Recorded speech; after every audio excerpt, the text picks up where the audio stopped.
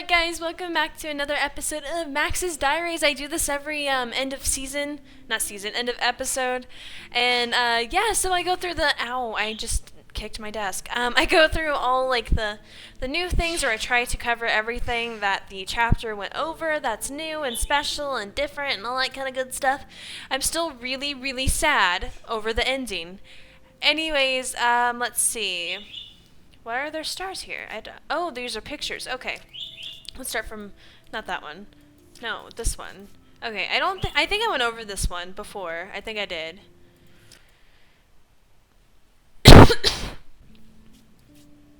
Alright, season 3 pictures that I actually got. Oh, I only got 2 of them, really? Oh, I missed that picture! I thought I took that one. I don't remember. I missed all sorts of good pictures, but I got the aquarium and I got Max's selfie.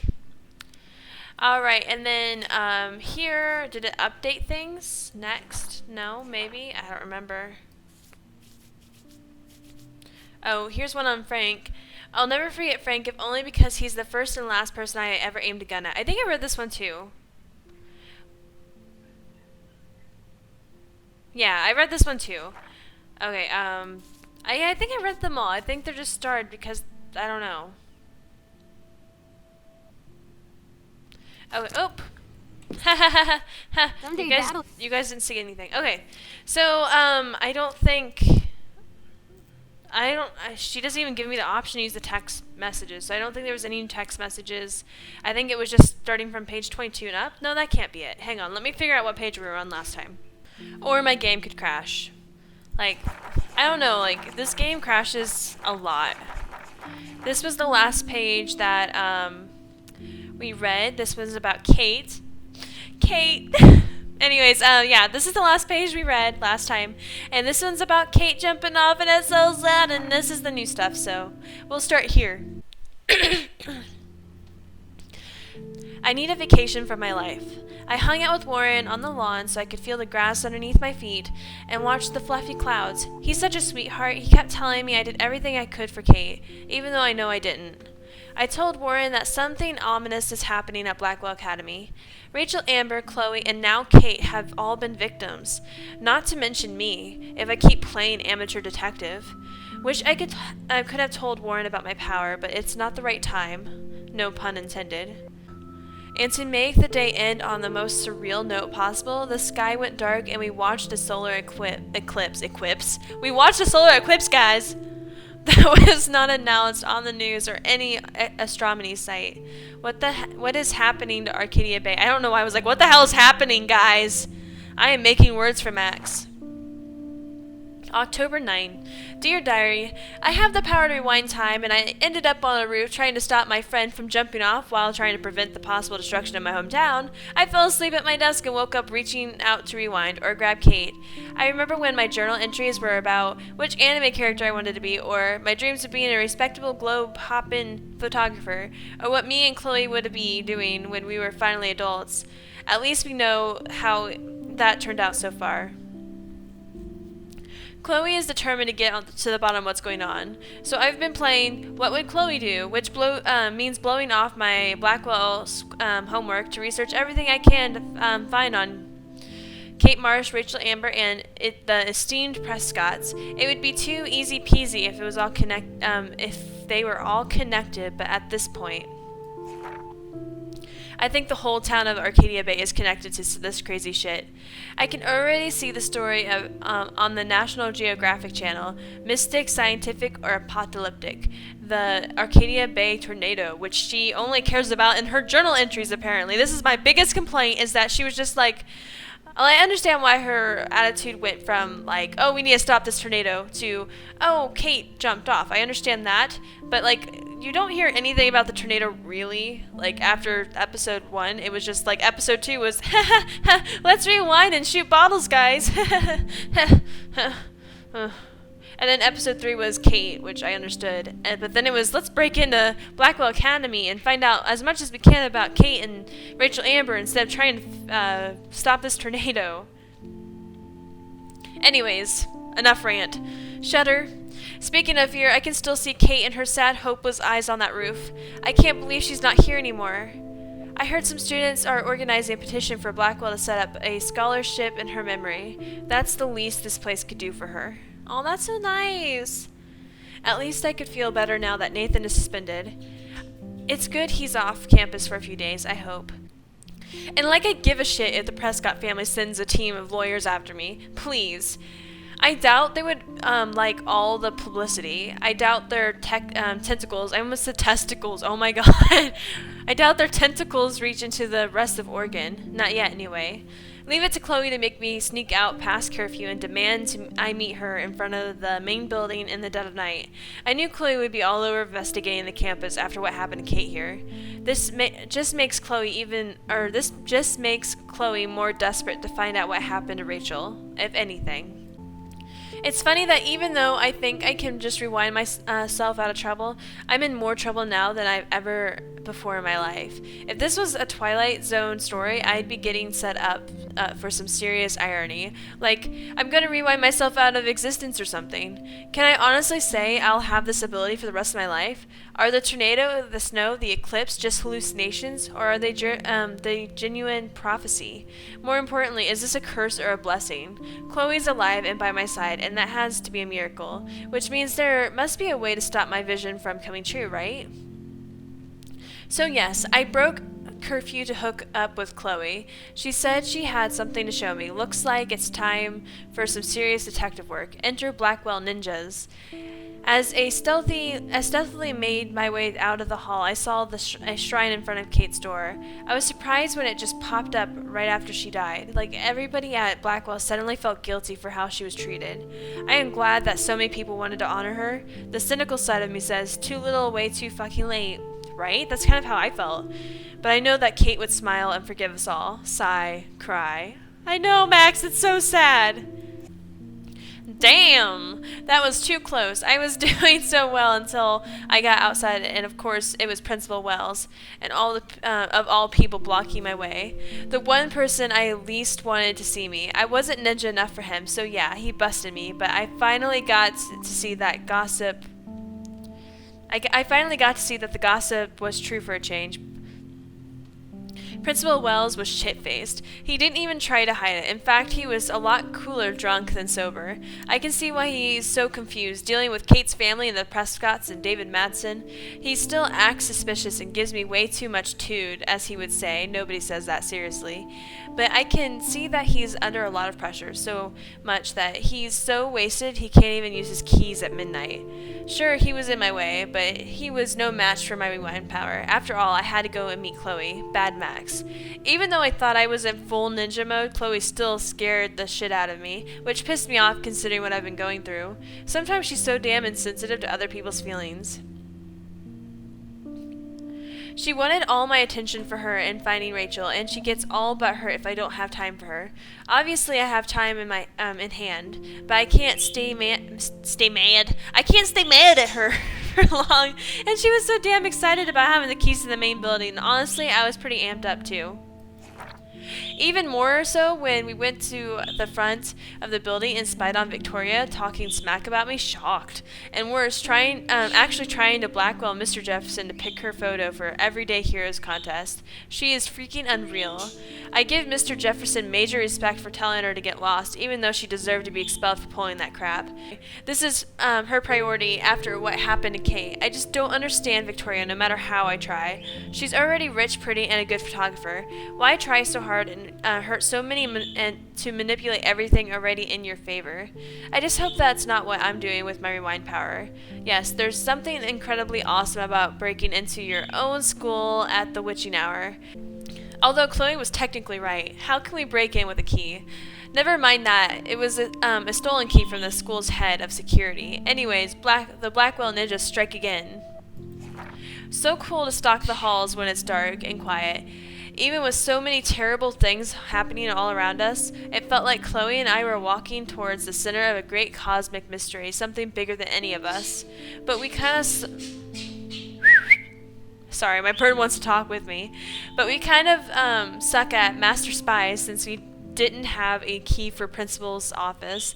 No worries with my rewind power at hand, and of course Dr. Warren Graham. He came through with the bitchin' mini bomb made out of sodium what the fucker. I probably learned more putting those ingredients together than the entire semester so far. Sorry, Miss Grant, Warren is a star student here. He tries so hard to help, maybe too much, but what's wrong with that these days? I'm so grateful he's on my team. See, that's what you guys were saying in the comments, is that Warren's a little bit too eager. But you know what? He's a nerd, and he doesn't have any girlfriends, and you know nerds and girls. Like, let's be honest. Talk about being in this Sancto Sanctorum? Thanks Latin class I barely passed of Blackwell. I did feel freaking weird about being in principal's office after midnight going through his files and a laptop with Chloe. She is way into it. Technically, we could be arrested and thrown in jail. Yikes. I just pretended that we were on a very special episode of The Wizards of Waverly Place, you know, just a couple wacky Sherlocks investigating the school for a good cause. Yeah, that helped. While we didn't find the proof, we found Nathan's file had a weird drawing in it that just said Rachel in the darkroom over and over. So that's a major clue that Nathan is involved in this somehow. Or he's just insane, but his note also referenced David and Dr. M, which means that we absolutely have to find a way into David's secret bunker files for a good cause. But Chloe just can't help herself, and she actually took a $5,000 in cash marked handicap fund, because that's gotta be legit, am I right?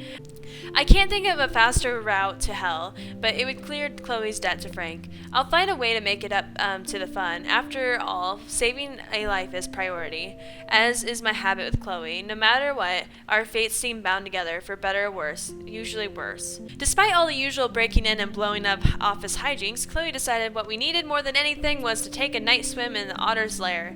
I was so giddy and rebellious that I was like, oh yes, we shall swim. We didn't completely skinny dip, but close enough to get in big trouble no matter what. I don't know why we were so careless after being so careful, right? That was my whole thing. Like, we just took money, we broke into the principal's office, looked at the files, let's take a swim. Like, fuck yes. I love that Chloe brings out the just don't give a fuck side of me. Even if it hasn't always served her well, she deserved a moment of not giving a shit. Me too. Just two friends goofing around in the pool. I fear those youthful shenanigans might soon be the thing of our past. God, I'm starting to sound like one of those teachers at Blackwell. Chloe and I had a nice chat about our life since I left. We talked about dumb boys and girls and why they're trouble, especially for me. I feel like a groupie when I talk to Chloe about our life experiences. She has me so beat. I take pictures, she takes action. Speaking of action, we had to seriously balance when security showed up. Duh. How quiet could we be in a swimming pool? Plus, after leaving a trail of our Blackwell handiwork, it was so intense and exciting to get past the security guards that had serious spotlight power, so it wasn't exactly easy to stealth our way past, especially as we had to bail in Chloe's junker. But like I said, intense and exciting, hella like Chloe Price. Even though my body smelled like I had been doused in chlorine, it was so nice to crash in Chloe's room for the first time in 5 years and to wake up to her like our old sleepovers. For some reason, it reminded me of the time we were going to TP, one of the neighbors' houses, and even snuck out but got chicken and ran back home laughing all the way. I remember waking up the next day and Joyce was making one of her delish breakfast downstairs, and Chloe smiled at me like we were in the most secret club in the world, or at least in Arcadia Bay. We were pirates, damn it. After our academic espionage last night, I felt the same way. It's just that now the stakes are much higher and much more dangerous. I even ended up in some of Rachel Amber's clothes since mine were trashed, a band tee and ripped jeans, so not me, but I haven't found my style yet, so why not have some fun experimenting with a new outfit? Speaking of experiments, Chloe dared me to kiss her, so I did. She probably thought I'd wuss out. Why? It wasn't that big of a deal, though it was cute the way she kind of embarrassed after and said she would tell Warren. Besides, I think Chloe sees Rachel Amber in her future. Oh, see, that's really like jealousy. Like, well, Chloe sees Rachel, not me. When we went down to breakfast, Joyce actually called me Rachel, which seems so wrong considering how beautiful she is and how boring I am. I guess my new outfit really is working its magic. I ended up helping Joyce make breakfast, just like when I was a kid on a sleepover. It's odd how quickly you can fall back into old routine. So I must have set Joyce's nostalgia mode because since she busted out old photo album. I'm one of the few people who love checking out old pictures. What was that Alfred Hitchcock line about about film being pieces of time? Like Mr. Jefferson said, so are photographs. I do think she wanted me to see her new husband in a better light. When David was happy or laughing with Joyce in the picture, I wanted to say, "And who is that?"